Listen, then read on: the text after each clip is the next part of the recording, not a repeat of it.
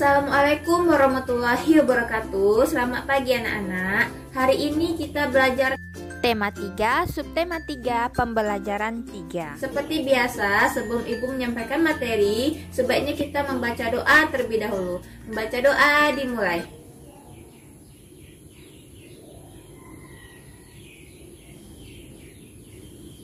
Baca doa selesai. Sebelum Ibu menyampaikan materi kita hari ini, sebaiknya anak-anak Ibu baca tujuan pembelajaran kita hari ini. Tujuan pembelajaran bisa anak-anak Ibu baca di samping Ibu.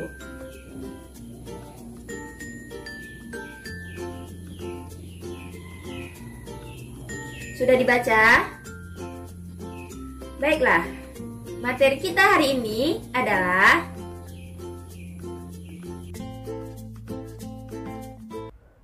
Pembelajaran 3. Anak-anak Ibu, pada materi sebelumnya kita telah mempelajari rangkaian seri dan rangkaian paralel. Untuk hari ini kita akan mempelajari rangkaian campuran, yaitu terdiri dari rangkaian seri dan rangkaian paralel. Rangkaian lampu di kelasku. Rangkaian listrik seri dan paralel banyak dipakai buat penerangan di berbagai tempat. Rangkaian seri sering banget kita lihat pada hiasan pohon Natal atau hiasan pada pohon-pohon besar di sepanjang jalan raya. Pada dasarnya, dalam kehidupan sehari-hari, terutama di rumah, rangkaian listrik yang mengakomodir arus energi buat penerangan adalah merupakan gabungan dari rangkaian listrik seri dan paralel. Rangkaian ini dikenal dengan nama rangkaian listrik campuran. Dengan demikian, kedua jenis rangkaian ini akan saling melengkapi satu sama lainnya. Seperti halnya lampu di kelasku yang menggunakan rangkaian listrik campuran. Terdapat 3 buah saklar dengan 4 buah lampu di kelas. Saat saklar 1 atau S1 dinyalakan, maka yang menyala adalah hanya lampu 1 atau L1. Saat saklar 2 atau S2 dinyalakan, maka hanya lampu 2 atau L2 yang menyala. Saat saklar 3 atau S3 dinyalakan, maka lampu 3 atau L3 dan 4 atau L4 menyala. Dengan kondisi tersebut, maka rangkaian seri pada lampu di kelas adalah L3 dan L4.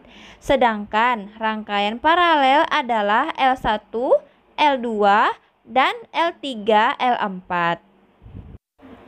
Rangkaian paralel akan sangat membantu sekali penghematan biaya listrik karena kita tidak perlu menyalakan semua lampu saat cuaca tidak terlalu gelap. Kita hanya perlu untuk dapat menyalakan lampu sesuai kebutuhan.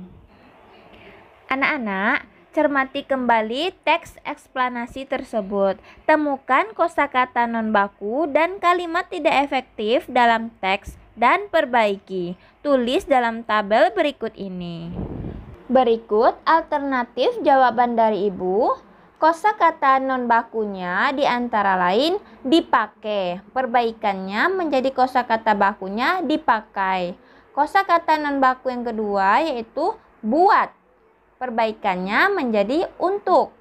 Kosakata non baku yang ketiga adalah banget. Perbaikannya menjadi kosakata bakunya sekali. Kosakata non baku yang keempat adalah sama, perbaikan kosakata bakunya menjadi dengan. Kalimat tidak efektif yang pertama adalah rangkaian seri sering banget kita lihat pada hiasan pohon Natal atau hiasan pada pohon-pohon besar di sepanjang jalan raya. Perbaikannya menjadi kalimat efektif yaitu rangkaian seri sering kita lihat pada hiasan pohon Natal atau pohon-pohon besar di sepanjang jalan raya. Kalimat tidak efektif yang kedua, pada dasarnya dalam kehidupan sehari-hari terutama di rumah, rangkaian listrik yang mengakomodir arus energi buat penerangan adalah merupakan gabungan dari rangkaian listrik seri dan paralel. Perbaikannya yaitu kalimat efektifnya, dalam kehidupan sehari-hari, terutama di rumah, rangkaian listrik yang mengakomodir arus energi untuk penerangan merupakan gabungan dari rangkaian listrik seri dan paralel.